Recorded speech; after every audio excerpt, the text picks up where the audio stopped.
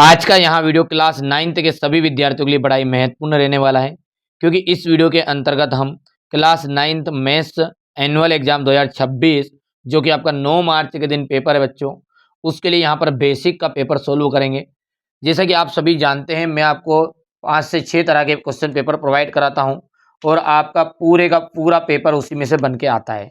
ठीक है, घबराओ मत बच्चों। यहाँ पर न केवल मैं पेपर को यहाँ पर आपको बताऊंगा, साथ में आपको पूरी तरीके से मेरी जवाबदारी, पूरी तरीके से हिंदी माध्यम और इंग्लिश माध्यम दोनों को अच्छे से एक्सप्लेन भी करूंगा।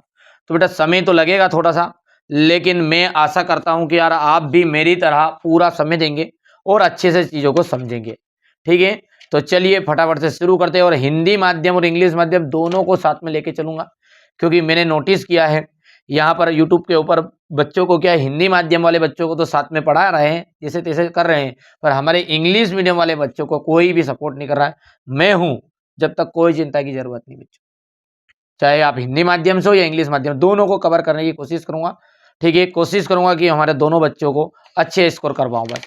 ठीक है, तो क्लास को पूरी अटेंड जरूर करना है, पूरी ईमानदारी से आप चीज़ों को देखना है और समझना है। मेरी जवाबदारी, जैसे अपन ने हिंदी में आपको टॉप कराया ना, संस्कृत में टॉप कराया, उसी तरीके से मैथमेटिक्स में भी पूरी तरीके से यदि टॉप नहीं करा तो कह देना कि यार सर आपने हमको तो भैया आपने हमें गलत जानकारी दी। ठीक है, शुरू करते हैं। चलिए, प्रश्न पहला है, निम्नलिखित प्रश्नों को सही विकल्प का चयन कीजिए। देखिए, प्रत्येक परिमेय संख्या जो होती है वो क्या है? प्रत्येक परिमेय जो संख्या होती है वो क्या है वास्तव में? तो देखिए, परिमेय संख्या का मतलब क्या है? तो यहां से मैं स्टार करके लिख देता हूं आपको कि वास्तव में वास्तविक जो संख्याएं होती है वही परिमेय संख्याएं होती है। ठीक है, तो हम बोलेंगे कि वास्तविक संख्याएं ही परिमेय संख्या होती है।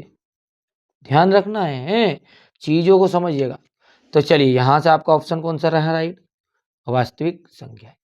चलिए, सेम हमारे इंग्लिश मीडियम वाले बच्चों के लिए रहेगा। देखो यहां पर, एवरी रेशनल नंबर इज, ठीक है, every rational number is a unreal number. ठीक है, तो हम बोलेंगे a real number is also आपकी रेशनल नंबर। याद रहेगा। चलिए, दूसरा क्या बोल रहा है? दोनों को साथ में लेके चलेंगे ना, समझो तो ध्यान से। चलिए, तो पहले अपन ऐसा करते हैं कि हिंदी माध्यम वाले बच्चों को समझा देते हैं ताकि दिक्कत नहीं आएगी, है ना। ठीक है, हिंदी माध्यम के बाद में आप स्किप कर लो बच्चों, इस ध्यान से देखो, आप देखना चाहो तो कोई दिक्कत नहीं है, ताकि आपको यहाँ से भी कॉन्सेप्ट क्लियर हो जाएगा। और इंग्लिश मीडियम के लिए भी आगे बता रहा हूँ। चलिए, तो क्या बोल रहा है वो यहाँ से कि बहुपद जो है एक पॉलिनोमियल है, एक्स की पावर 4x की पावर 4, 10x की पावर क्यूब, 5x की पावर 5 और 5x प्लस 7 की घात कितनी होती है? तो देखिए, बहुपद की जो अधिकतम घात होती है, ठीक है, बहुपद की जो अधिकतम घात होती है वही बहुपद की घात कहलाती है। रहेगा ध्यान। क्या बोला कॉन्सेप्ट कि जो इस बहुपद में सबसे ज्यादा बार कौन है, तो सबसे ज्यादा घात किसकी है? तो 5 है, तो बस वही कहलाती है आपकी बहुपद की घात। रह जाएगा। चलिए आगे बढ़े, इंग्लिश मीडियम को एक साथ पढ़ा दूंगा उधर भी। समीकरण है x minus 2y is equal to 4 का एक हल है। देखिए, एक हल है,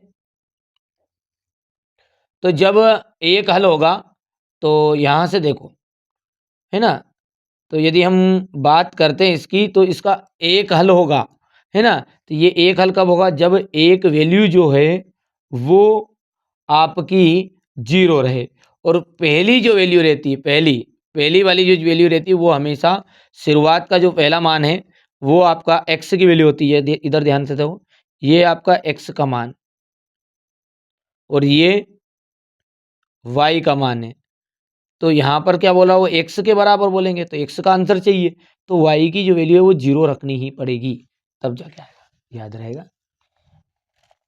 त्रिभुज जो है ए बी सी में B C is equal to A B, कोण B is equal to 80 degree है, तो कोण ए कितना होगा? ठीक है, अच्छा, कोण BC बराबरी पे कोण AB, ठीक है। तो 80 और 80,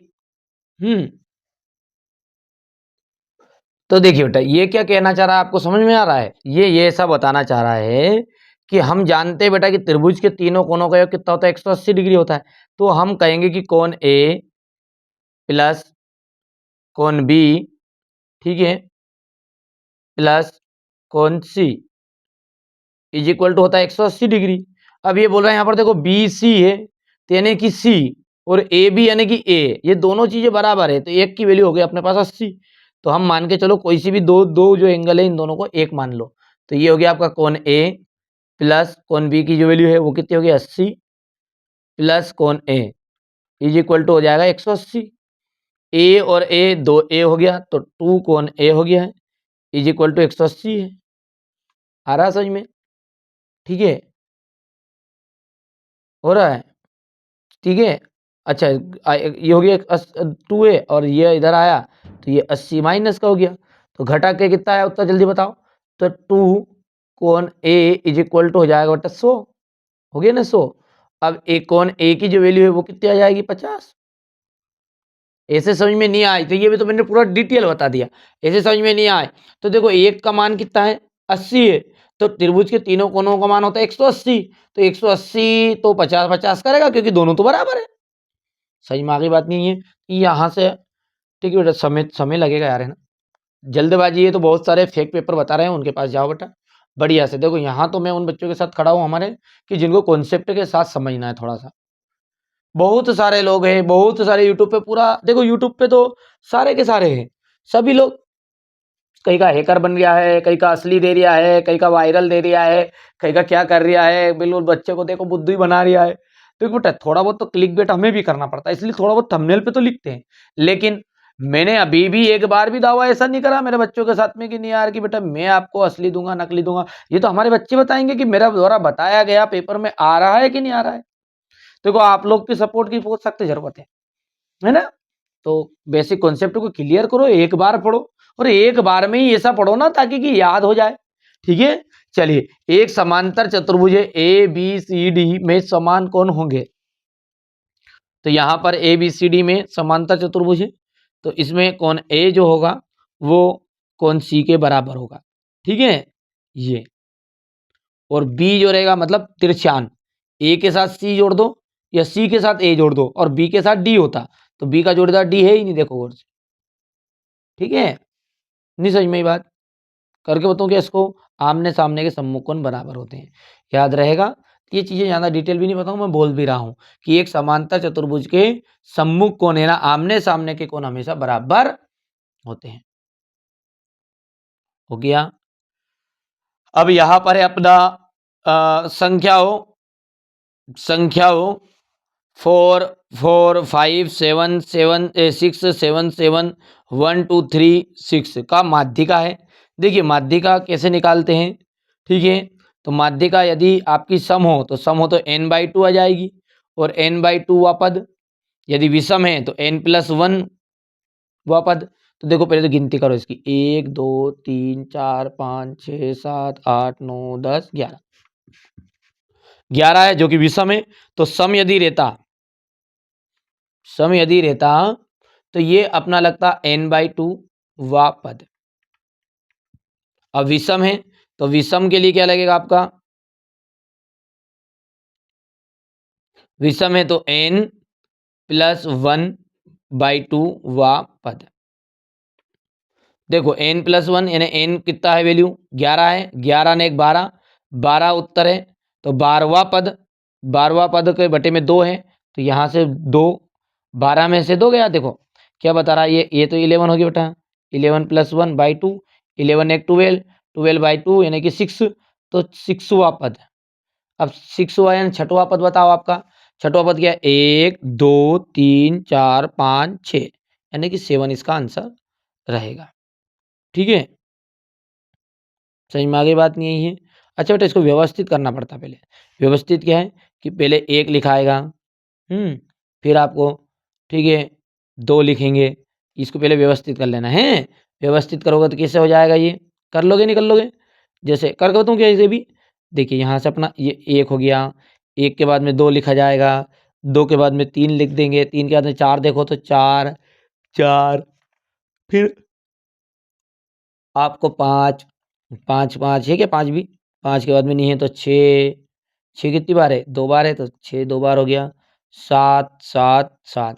अब पाँचवा पद देख लो 1, 2, 3, 4, 5। ठीक है? हाँ, 1, 2, 3, 4, 5 और छठवां पद बोल रहा नहीं वो छठवां पद, तो छठवें पद पे 5 है। ये क्या? तो यहाँ से 5 आंसर राइट रहेगा। कर पाओगे? कर पाओगे? जल्दी बताओ, फटाफट बताओ। चलिए जल्दी बताना है आपको, है ना? चलिए अब इंग्लिश मीडियम वाले बच्चों को भी समझा देता हूँ मैं बढ़िया से हमारे बच्चों को। अब स्किप कर लेना आप, यदि हिंदी मीडियम वाले कोई बच्चे हैं तो रिक्त स्थान तक इसको यहाँ से थोड़ा सा छोटा कर देते हैं। चलिए तो पहला यहाँ पर क्या है हमारा कि एवरी रेशनल नंबर इज, तो ये तो आपने बोल दिया था कि ए रियल नंबर। यदि आपको इसको इंग्लिश में और अच्छे से एक्सप्लेन करना रहता है तो आप बोल सकते हैं कि द सेट ऑफ, ये आपको याद, ये स्टेटमेंट याद होना चाहिए कि the set of real number includes all rational number. ठीक है? चलिए degree of the polynomial 4x power 4, 10x cube, 5x की पावर 5, 5x प्लस 7 इज, तो डिग्री ऑफ पोलिनोमियल्स का आपका जो रहता है वो क्या रहता है? ठीक है, जो हाईएस्ट वेरिएबल रहती है, हाईएस्ट डिग्री मतलब हाईएस्ट वेरिएबल होती है, वही क्या रहती है? आपकी डिग्री ऑफ पोलिनोमियल रहती है। तो याद है नहीं याद है? यानी कि सबसे ज़्यादा जो आपकी यहाँ से हाईएस्ट वेरिएबल डिग्री, तो देखो घात को बोलना है अपनों को, घात बतानी मतलब यहाँ पे ये 5 है, तो ये 5 यहाँ से राइट रहेगा, है ना? सबसे ज़्यादा बार किसकी डिग्री दिख रही है आपको? ठीक है, रहेगा भैया? बोलो जल्दी बोलो। आगे बढ़े। वन सॉल्यूशन ऑफ इक्वेशन, ठीक है, इक्वेशन है बेटा, ये ई यहाँ पर नहीं मिसप्रिंट है। ठीक है, वन सॉल्यूशन ऑफ इक्वेशन कितना है? ये एक्स प्लस टू वाई, क्या है अपना? उधर देखो एक्स प्लस टू वाई है, ये देखो इधर था ना ये सा, x minus two y, x minus two y is equal to 4। ठीक है, तो नाउ इज आंसर इसका क्या रहेगा आपका? 4,0। याद है नहीं? चलिए इन ट्राइंगल आपका है A B C, B C is equal to A B and कौन एंगल बी, ठीक है, B is equal to 18, then angle A is equal to, तो यहाँ से 18 डिग्री। तो अपने जानते ही हैं।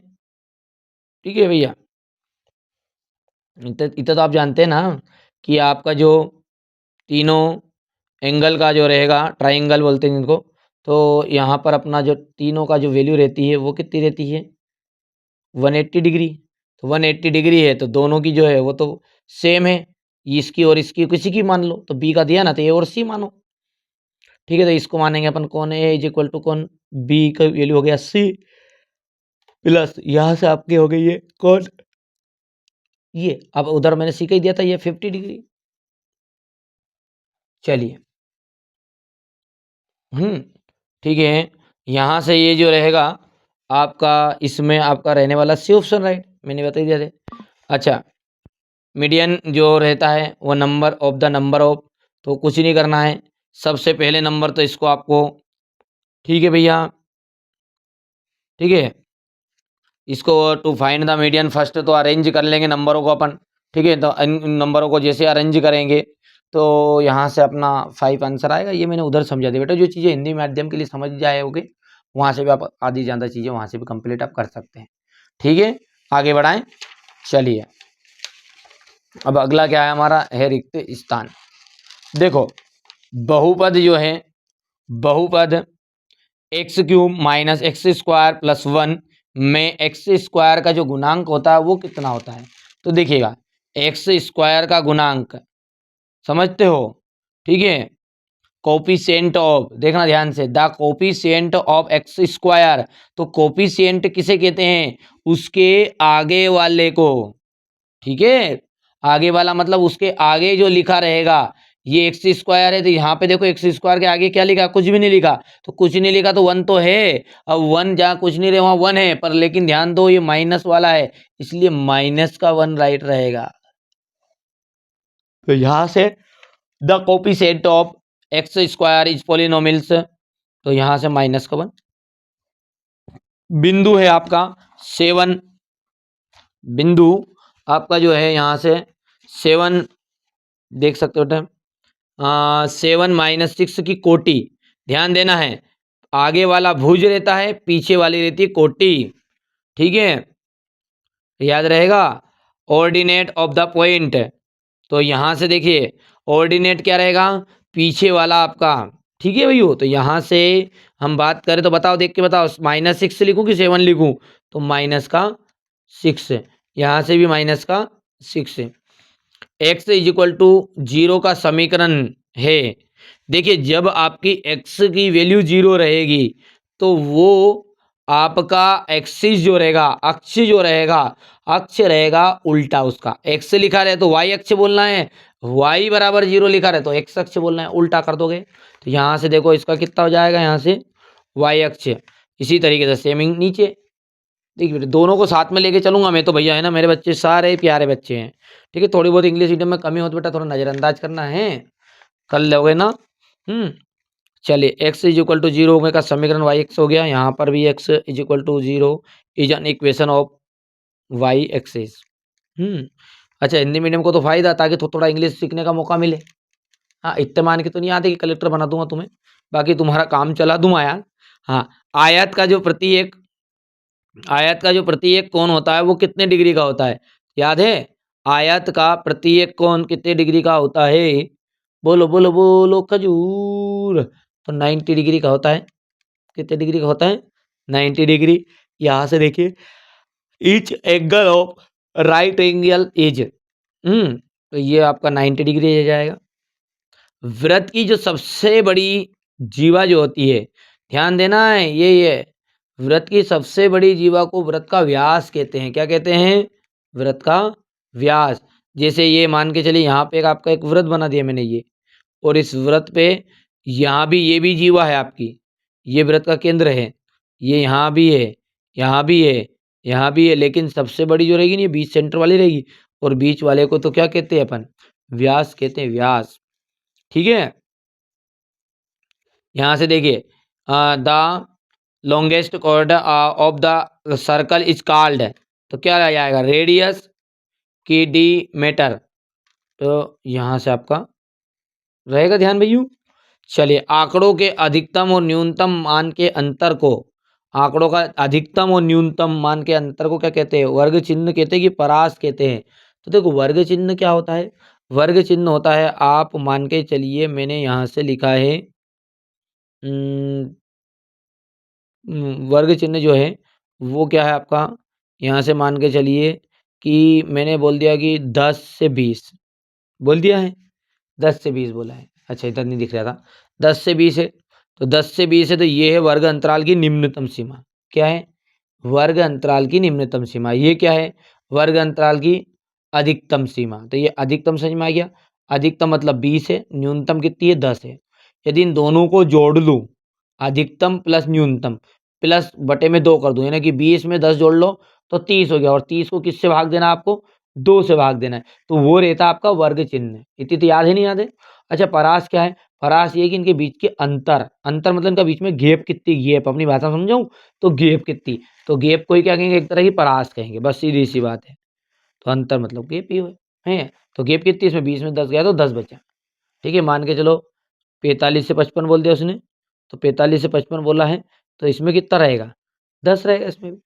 चलिए कर पाओगे, आगे बढ़ाएं भैया। इसी तरीके से यहाँ से देखिए रेंज, अब देखिए सही जोड़ी का मिलान करना है हमारे बच्चों को। देखिए सही जोड़ी, सही जोड़ी जो है उसको देख लेते हैं यहाँ से, बहुत बढ़िया। देखिए a की पावर m भागित a की पावर n, तो जब भाग रहता है ना तो उसमें पावर आपकी क्या होती है? माइनस होती है। यदि भाग की जगह पे गुना रहता, ध्यान देना, स्टार करके लिख दूंगा यहाँ पे लेता है कि a की पावर m इंटू a की पावर n, तो ये रहता इसमें ए, तो इसे कैसे लिखा जाता, और अपन लिख देते घातों को प्लस करके m प्लस n। यहाँ पे भाग है, डिवाइड है तो ये माइनस वाला आ जाएगा। x की पावर 2 माइनस वाई की पावर 2, तो x की पावर 2 माइनस वाई की पावर 2 यानी एक बार प्लस में और एक बार माइनस में। ठीक है, तो यहाँ पर आपका ये जो है ये गलत है। ठीक है, ये गलत है बेटा, है ना। इसको क्या करना पड़ेगा, एक बार तो प्लस में करना पड़ेगा और एक बार माइनस में करना ही पड़ेगा, जो कि आपका इंग्लिश मीडियम वाले बच्चों के लिए यहाँ से देख भी सकते हैं आप। तो कर दो इसको, तो ये हो गया आपका दूसरा। एक्स अक्ष के निर्देशांक होते हैं। देखिए एक्स अक्ष के निर्देशांक, तो एक्स अक्ष है तो मतलब जो एक्स है तो उसमें वाई की जो वैल्यू रहती है ना बेटा, वाई की वैल्यू वो 0 रहती है। तो शुरुआत वाला रहता भुज, और भुज को कहते हैं अपन एक्स। ठीक है, ठीक है भैया, तो यहाँ से आपका ये रह जाएगा आपका थर्ड वाला। यहाँ से आपका -1 कोमा -2, तो -1 कोमा -2 ये क्या है आपका। यदि ध्यान देना है, छोटी सी बात ध्यान दोगे, देखिएगा, यदि मान के चलिए कि दोनों यदि धन धन आते हैं, धन कोमा धन, तो ये फर्स्ट वाला है। यदि पहला धन है दूसरा ऋण है तो ये आपका सेकेंड वाला है। यदि ऋण कोमा ऋण आए तो ये आपका थर्ड वाला है, तृतीय चतुर्थांश। और यदि आगे माइनस आ जाए पीछे प्लस आ जाए तो ये आपका फोर्थ वाला है, याद रख लोगे। तो ये दोनों ही माइनस है, दोनों माइनस है, इसलिए ये कौन सा है आपका थर्ड वाला, तृतीय चतुर्थांश है। यदि पॉजिटिव वाला उत्तर रहता कि एक प्लस का एक रहता है, 2 रहता, तो ये अपन फर्स्ट वाला लिख देते। इतनी चीज़ें तो आप कर सकते हैं बेटा, कोई दिक्कत नहीं इन चीज़ों में, मेरे हिसाब से कर लोगे। बोलो जल्दी बोलो। चलिए, उभयनिष्ठ अंत बिंदु, अच्छा समझ में आ रहा नहीं आ रहा, नहीं तो मैं दूसरे वीडियो में आपको, ठीक है, बिल्कुल सीधा सीधा बता दूंगा आपको लगे तो।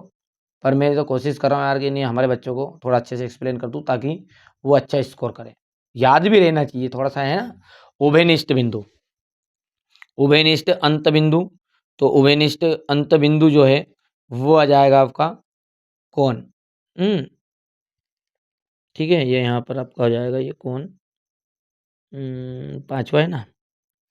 और 6 वाला है आपका 5, 6, 7 का माध्य, तो माध्य, ठीक है, तो यहाँ से 6 आ जाएगा, दोनों को बीचों बीच में वाला माध्य आपका, तो यहाँ से ये आपका कितना जाएगा, ये 6 वाला। चलिए, यहाँ से अपन इंग्लिश मीडियम वाले बच्चों के लिए देख सकते हैं। पहले का हमारा मैंने ऊपर समझा ही दिया बेटा इसको चीज़ों को, तो 1, ये आपका एक बार प्लस एक बार माइनस वाला। थर्ड में आपका the coordinate of the x axis, तो यहाँ से ये वाला थर्ड वाला आ जाएगा आपका। फोर्थ में आपका थर्ड क्वाड्रेंट है, ये फोर्थ है आपका। और कॉमन एंड पॉइंट, तो ये एंगल, और यहाँ से आपका ये आ जाएगा 6 वाला। कर पाओगे। चलिए आगे बढ़ें। अब क्वेश्चन नंबर 4 क्या कह रहा है आपका, एक वाक्य में उत्तर। देखिए एक वाक्य में उत्तर है, तो क्या कह रहा है आपको, रेखिक बहुपद की जो घात है वो क्या होती है। तो रेखिक बहुपद की घात कितनी होती है, ध्यान देना है। जो लीनियर पोलिनोमियल होती है उसकी जो डिग्री होती है, डिग्री लीनियर पोलिनोमियल की, वो होती है 1। ठीक है, याद रहेगा। ठीक है, क्वाड्रेटिक पोलिनोमियल की जो रहती है डिग्री वो 2 होती है, याद रहेगा भैया। ठीक है, रेखिक बहुपद की घात कितनी होती है, तो 1 होती है।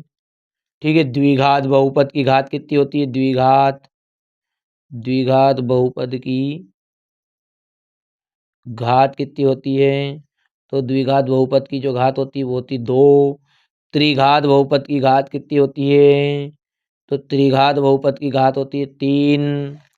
ठीक है, बोलो जल्दी से, याद रहेगा। अब छोटी सी बात, एक कॉन्सेप्ट और जो 10th क्लास के लिए, बाकी 9th में तो आपके लिए काम का है ही सही, कि याद रखना कि रेखिक बहुपद के अधिकतम शून्यक, ठीक है, रेखिक जो बहुपद है उसके अधिकतम शून्यक जो होते हैं वो 1 होता है, रेखिक बहुपद है तो।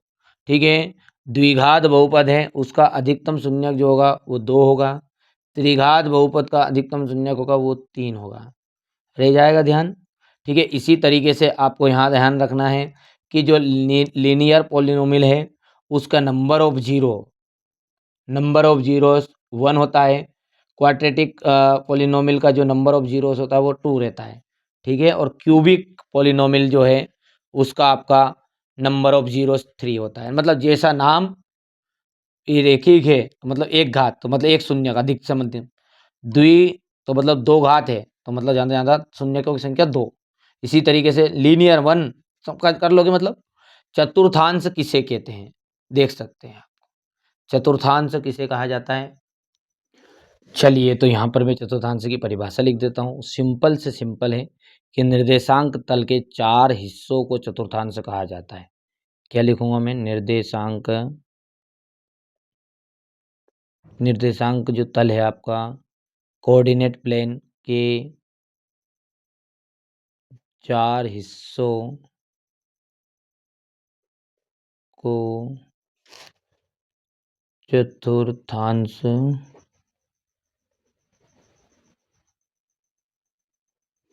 कहते हैं।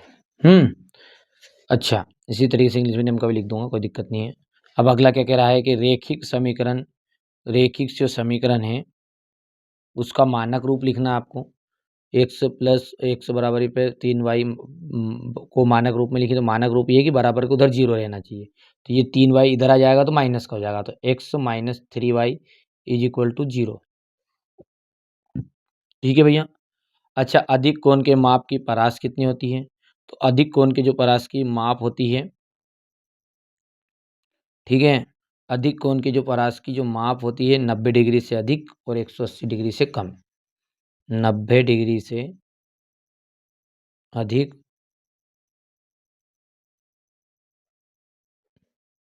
और 180 डिग्री से 180 डिग्री से कम, यानी क्या कह सकते हैं अपन? 90 से 180 के बीच में। त्रिभुज के क्षेत्रफल संबंधी हीरोइन का सूत्र बताना। हीरोइन का सूत्र बताओ भैया। तो हेरोन का जो सूत्र है वो क्या रहेगा आपका?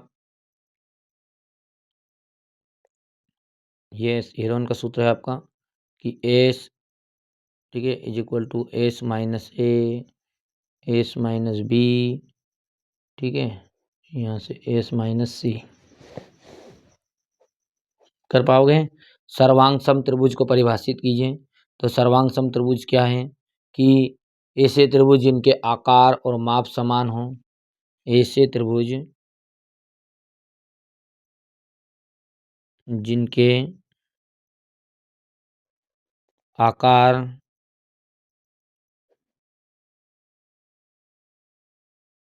और माप समान हो, क्या कहलाते हैं? ठीक है, सर्वांगसम त्रिभुज कहलाते हैं। यहाँ से देख सकते हो बेटा, इनकी परिभाषा तो आप लिख सकते हैं ये। ठीक है, ऊपर जो लंबी चौड़ी परिभाषाएं हैं। ठीक है, दूसरे में आपको लिख देना है, ये आपका हो जाएगा x minus 3y is equal to 0। ये आपका हो जाएगा between 90 degree to 80 degree, 80 to 90 degree. अच्छा, right Heron formula to find the area of angle. तो ये यहाँ से आपका सूत्र है, फॉर्मूला है एस ब्रैकेट में S minus A, S minus B, S minus सी।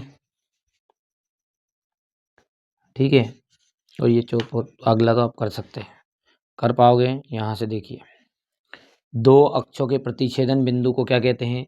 तो the point of intersection of the axis is called the Orion. बिल्कुल सही बात है।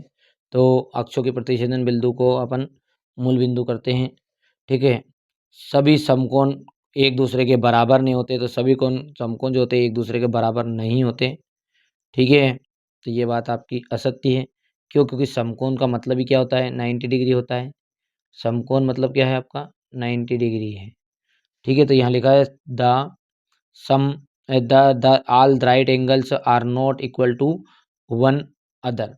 तो ये भाई साहब, ये आपकी फाल्स हो गई बात। एक त्रिभुज के तीनों कोणों का 180 डिग्री होता है, तो 3 बार तो बता दिया मैंने 180 डिग्री ही होता है। और आपका यहाँ से फोर्थ वाला क्या कह रहा है? किसी संभाव त्रिभुज के प्रत्येक कोण 90 डिग्री होती है।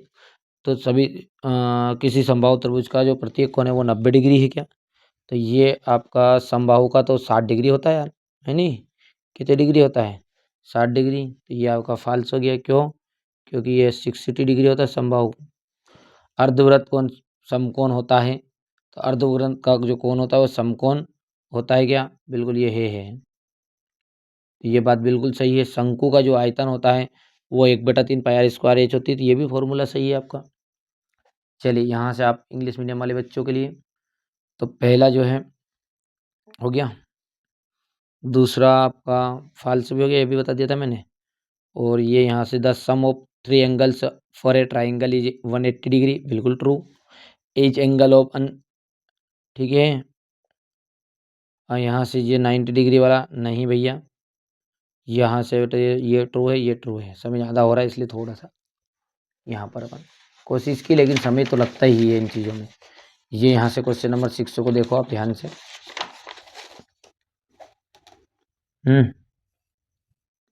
हो गया।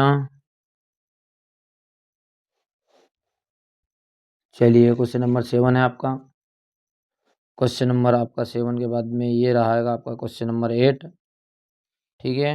ये क्वेश्चन नंबर 8 भी ले लिया आपने, बढ़िया से। आप तो ध्यान दो, देखिए बहुपद ये क्वेश्चन करके जाना है, गारंटी मेरी इनमें से क्वेश्चन पूरे का पूरा आ जाएगा। और आपको अगर थोड़ा इनको समझा दूंगा।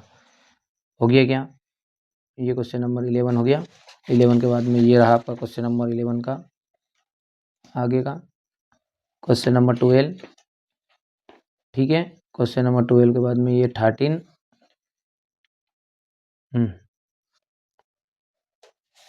13 के बाद में ये रहा आपका क्वेश्चन नंबर 14, ठीक है। ये रहा आपके सामने, ठीक है भैया। इसके बाद में अपन बात करते हैं, ये क्वेश्चन नंबर 14 हो गया है। यहाँ से ये इसका तो वाला रहेगा, हो गया। यहाँ से ये हो गया आपका ये क्वेश्चन नंबर 15,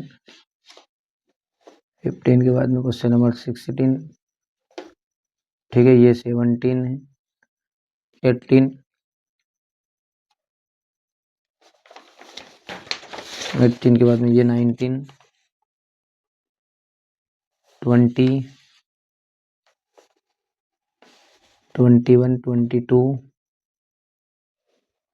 हो गया, 22, 23 है ये वाला, 23 हो गया पूरा क्वेश्चन कंप्लीट। चलिए तो ये मैंने आपको यहाँ पर बच्चों आपको बेसिक के लिए क्वेश्चन पेपर बताया है। ये पहली बार आप चैनल पे सब्सक्राइब करना, नोटिफिकेशन ऑन करना है। देखो बहुत सारे यूट्यूब वाले क्या कर रहे हैं, आपको बहका रहे हैं कि बेसिक का पेपर अलग आना ही है और अलग आएगा ही सही, स्टैंडर्ड का पेपर एक अलग आएगा, अलग आएगा, ठीक है। तो कुछ लोग जो है वो आपको क्या कर रहे हैं, बस केवल कहते थे कि यही बेसिक के लिए नहीं, यही स्टैंडर्ड के लिए। दादा हाथ जोड़ के कह दूँ, इन लोगों से बच के रहो, ठीक है। पहली बार आप चैनल पे सब्सक्राइब करना, नोटिफिकेशन ऑन जरूर कर लीजिएगा।